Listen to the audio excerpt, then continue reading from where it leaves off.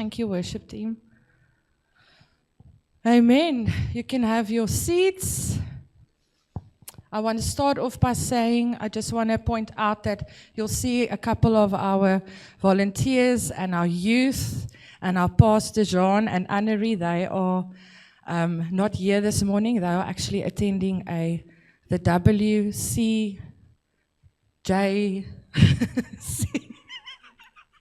Western Cape Youth Junior Convention. There we go. Okay. They are doing amazing work there. I had the privilege to go help out yesterday, and it's amazing. It's hard work. I can tell you that. I was really tired when I got home yesterday evening, but what a blessing to be able to speak and work into the young generation's lives.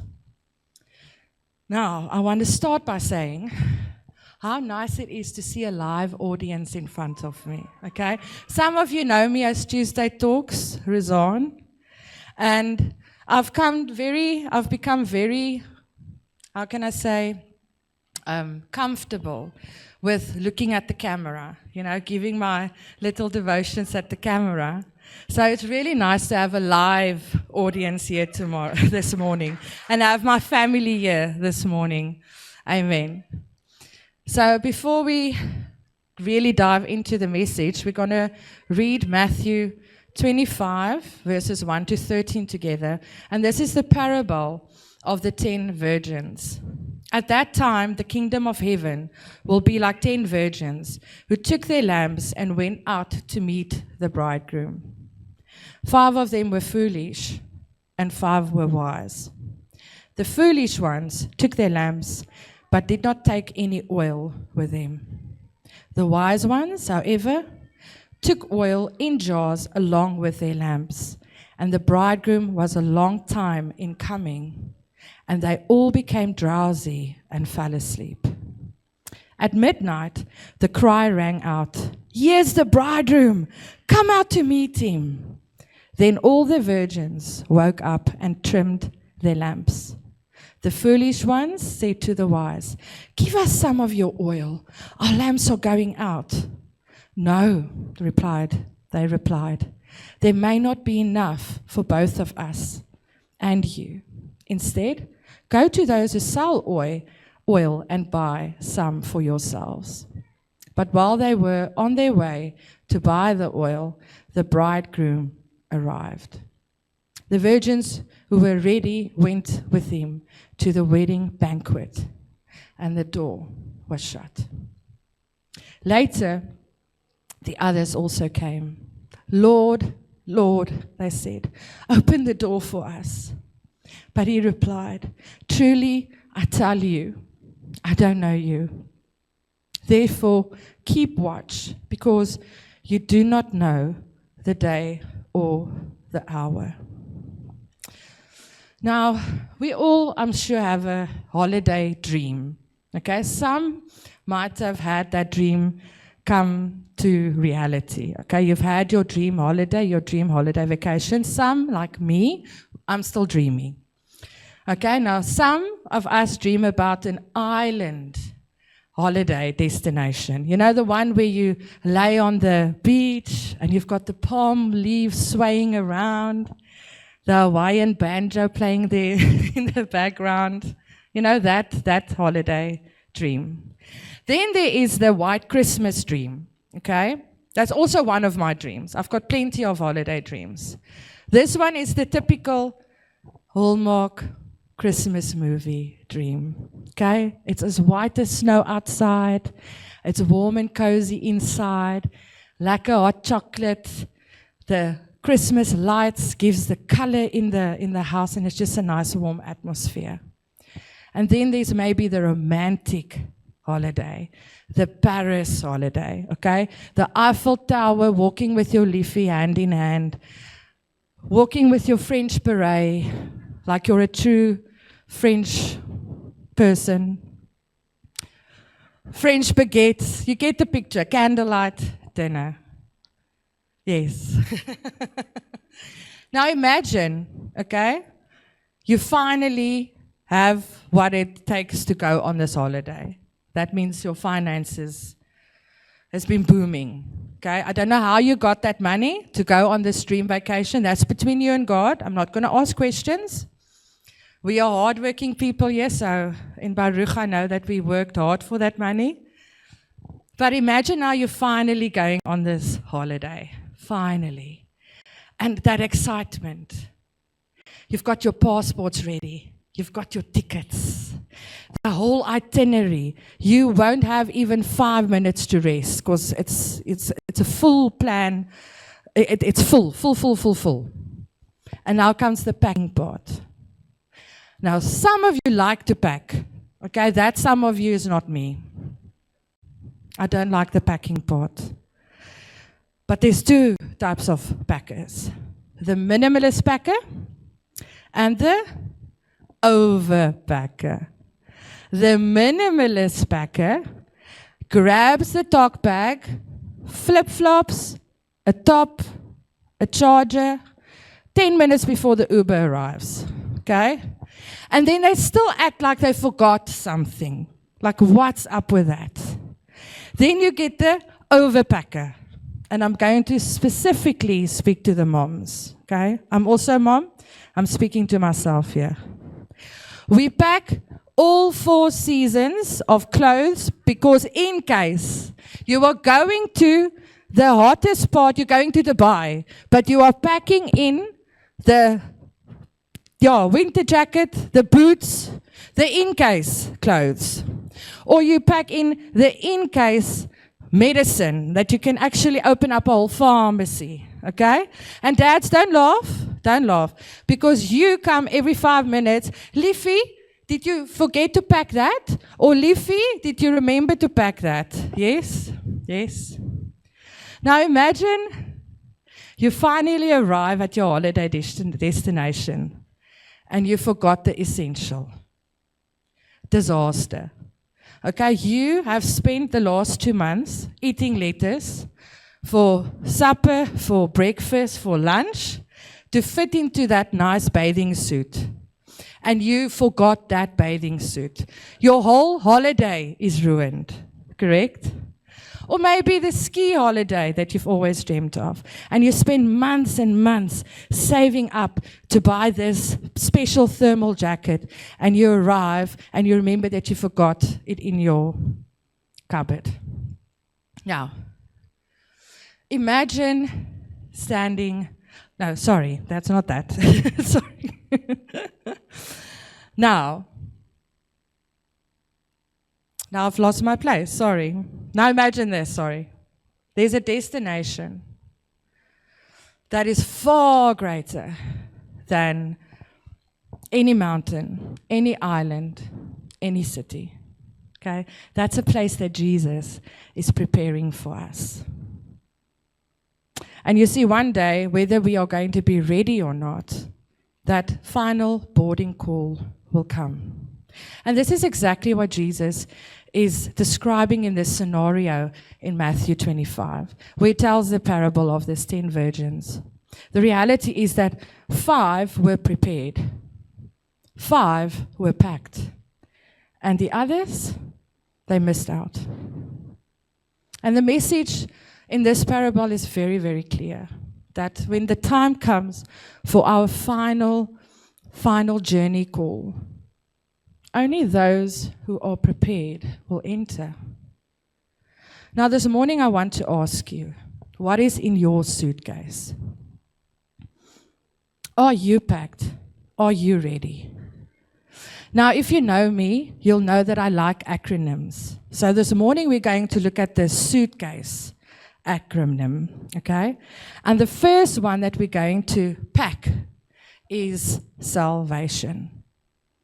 Now we know John 3 verse 16 says, "For God so loved the world that he gave his only Son, that whoever believes in him shall not perish, but have eternal life." You wouldn't get on a plane without a ticket, right? You can't enter eternity, you can't enter heaven without salvation.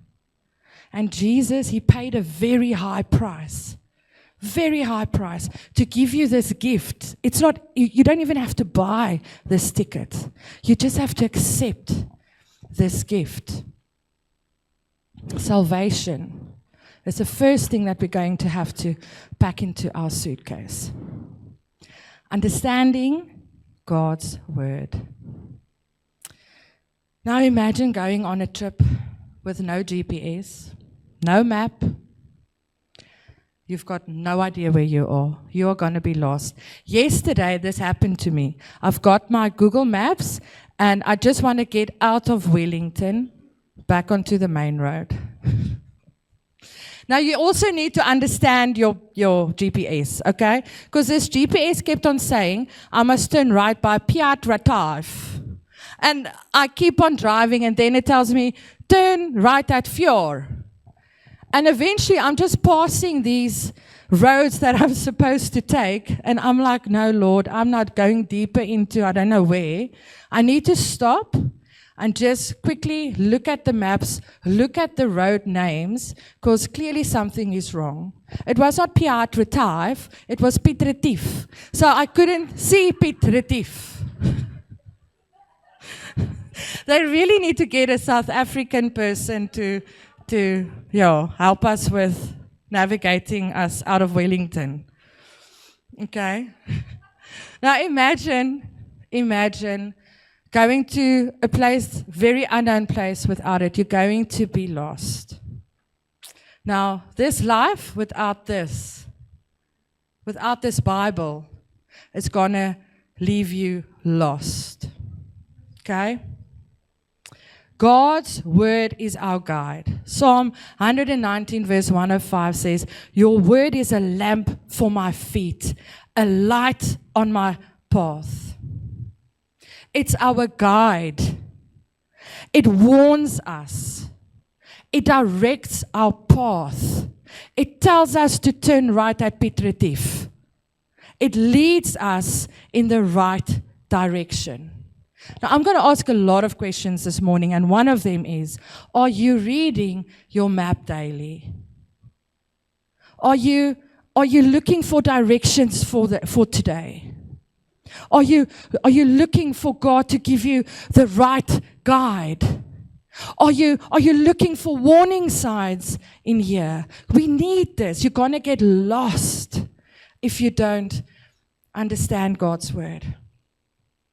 Then there's integrity. And I know this is going to be I'm just going to say it the way it is. We can't fake our way into heaven. Proverbs 11 verse 3 says, the integrity of the upright guides them, but the unfaithful are destroyed by their duplicity.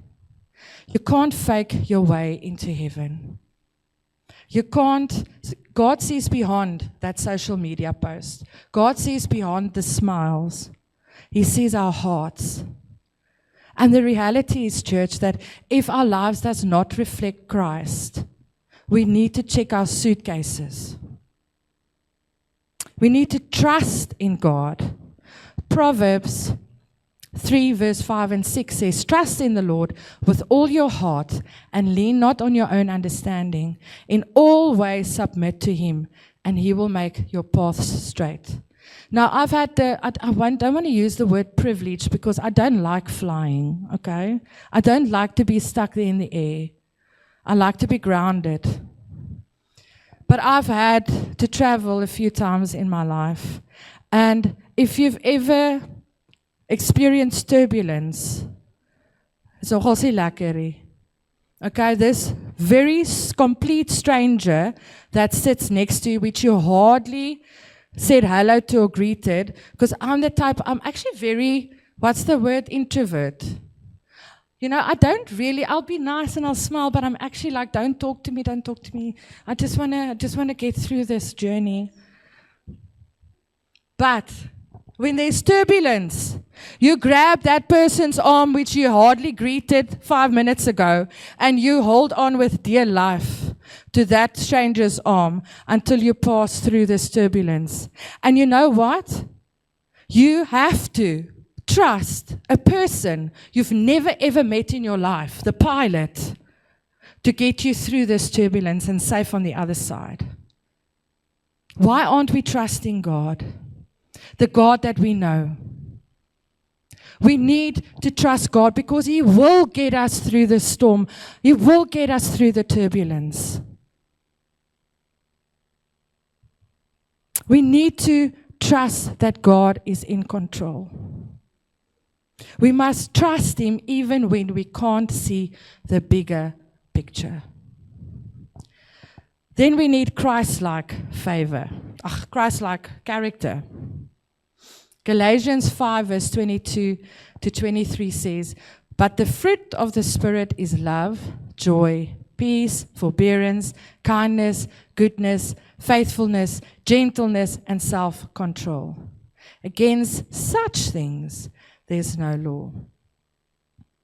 Now this morning I want to remind you that bitterness, resentment, anger, unforgiveness, that's going to make your life miserable. That's going to make your journey miserable.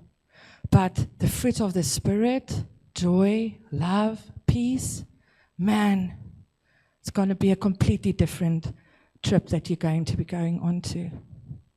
And maybe this morning there is something that's weighing you down. Maybe there is something this morning that's getting too heavy to carry. Maybe it's time to start unpacking your suitcase. Accountability. Hebrews 10 verse 24 to 25 says, "And let us consider how we may spur one another on toward love and good deeds, not giving up meeting together as some are in the habit of doing, but encouraging one another, and all the more as you see the day approaching."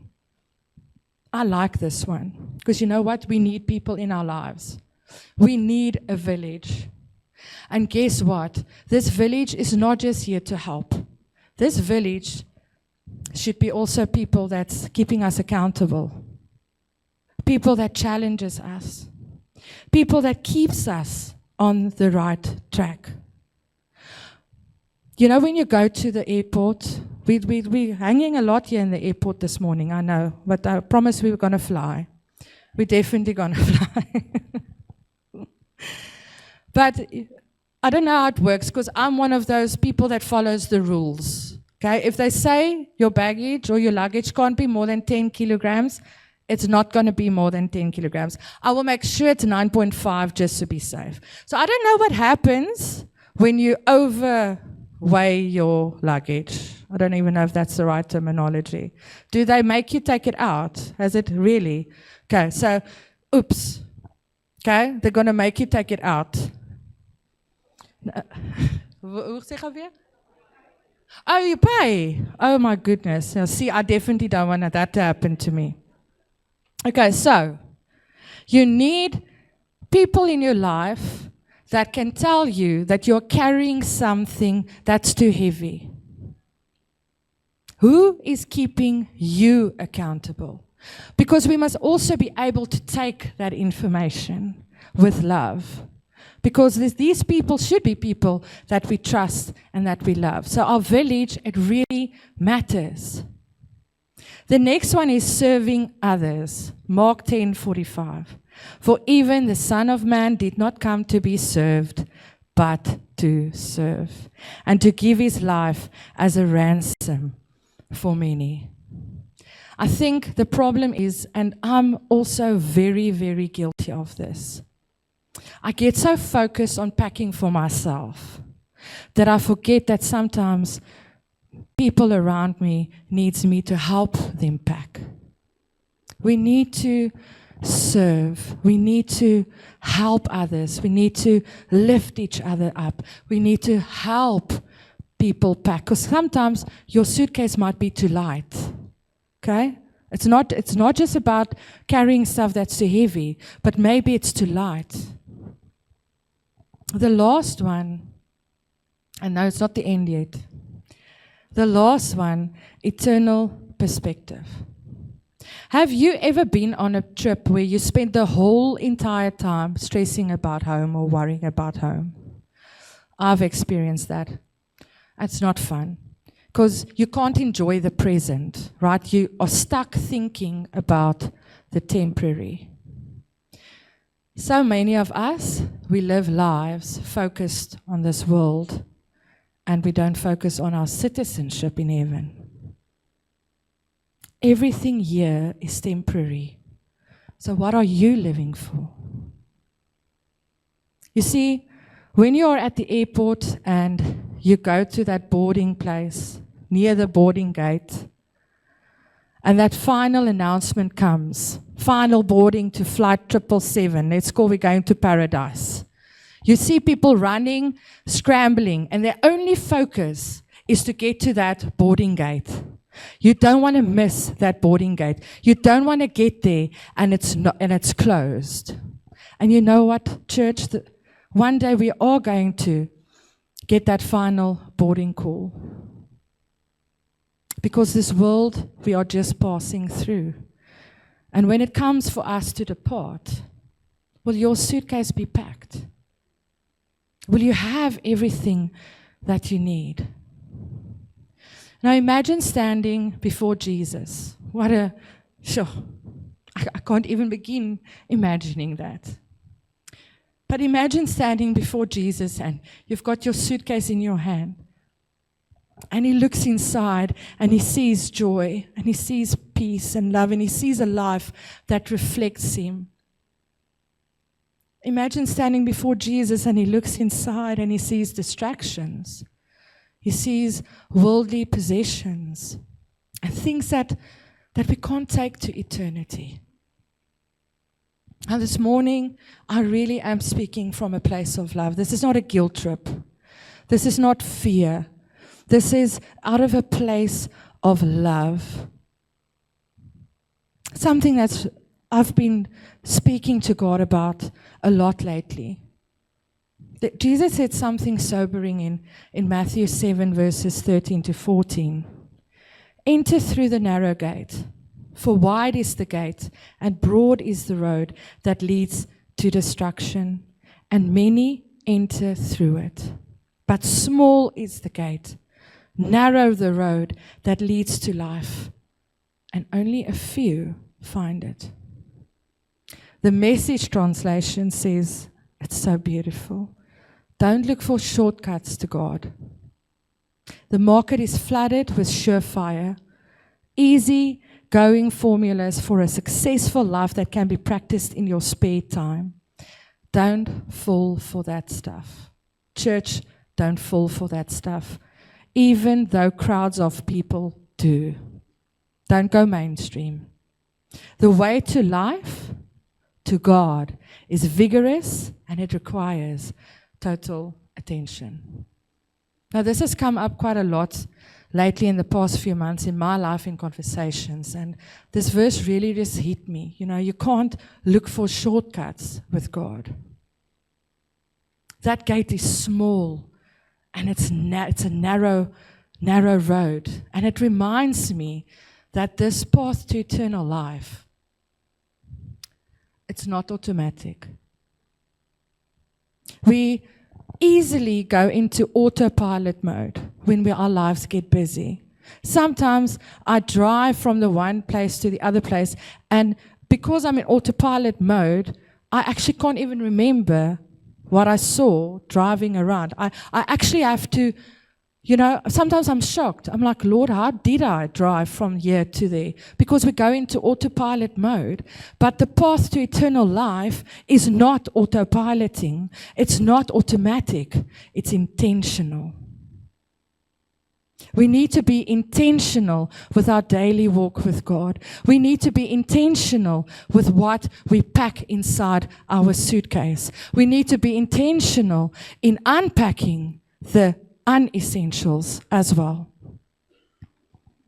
The other thing that it reminded me of is that it's not perfect. Okay? And it doesn't have to be perfect. We need to be prepared. We need to be prepared. This story in Matthew is not just about this wedding. It's about preparing for the kingdom of God. The lamps, they represent our lives. The oil represents our walk in our relationship with Jesus. The things and the essential things that we are packing inside of our suitcases. And the closed door, one day a time will come when it will be too late to prepare. And here's the sobering truth, and this is the part that always makes me so emotional, that all 10 were invited. All 10 were invited. All 10 was welcome to come into and celebrate and enjoy this wedding. And only 5 were prepared. Only 5 were packed.